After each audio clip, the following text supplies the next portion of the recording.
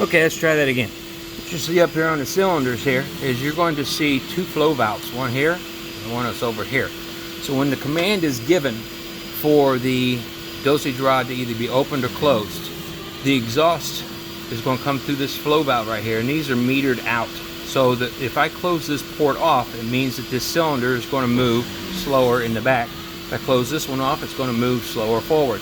So you'll see here on the top of it, this indicates your panel. This indicates the glue that you want. So if I want to have more glue on the front, I'm going to open it, which means I'm going to turn this one clockwise to be open. And on the tail, if I want it to be less, I'm going to do clockwise on it to close it off to force this to move slower. Move faster. It's going to make it shut faster. And if I turn this one closed, then it's going to stay on longer.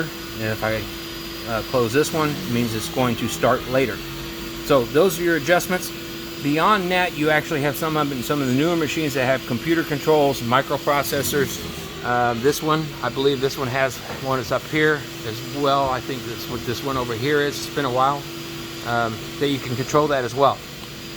But the old style adjustments, nonetheless, they still, to my knowledge, use this as the base system. So this has got to be correct first, and lubrication of your dosage rod has got to be correct in order for all that to work and be timed.